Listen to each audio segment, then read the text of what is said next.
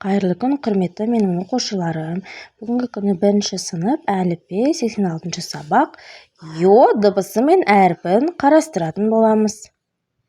Ал балалар, йо дыбысы мен әрпін қарастырайық. Йо дыбысы қазақ әліпбиінде кездесетін әріп. Көбінесе орыс тілінен енген сөздерде кіреді. Олар монтер, актер, дирижер, елка деген сөздер енеді екен. Ал ерекшелігін атайтын болсақ, йо әріпі 2 дыбыстан тұрады, и және о. Йо әріпі сөз басында да, ортасында да, аяғында да келе береді. Йо әрпінің үстіне 2 нүктесі болады, е әрпіне ұқсас. Балалар, суретте кім бейнеленген, назар аударып қарайықшы. Суретте монтер бейнеленген. Монтер дегеніміз кім екен? Кәне, кім айтады? Монтер деп. Тікелей тоқпен жұмыс жасайтын адамды айтамыз.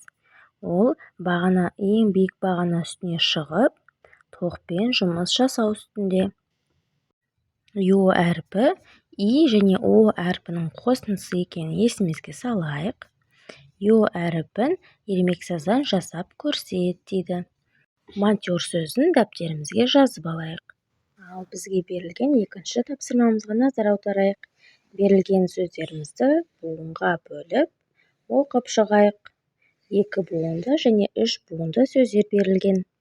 Актер, монтер, дирижер. Барлығында йо әрпі кездеседі.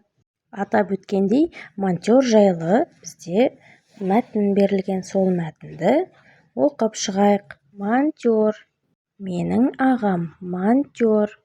Монтер болу оңай емес. Ол күні-түні тынымсыз жұмыс істейді. Электр жарығы сөнсе, оны жөндейді. Айнала жап-жарық болып тұрған қандай керемет.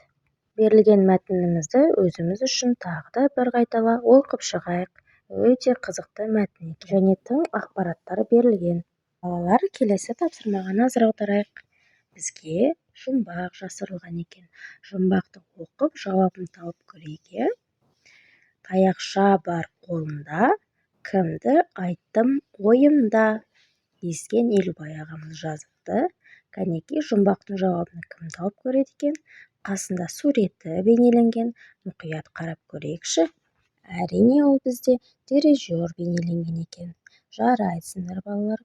Ал балалар, келесі сабаққа дейін кездескенше сау сәлеметте болыңдар. Каналымыз ұнаса, лайк басып тіркеле кетіңдер.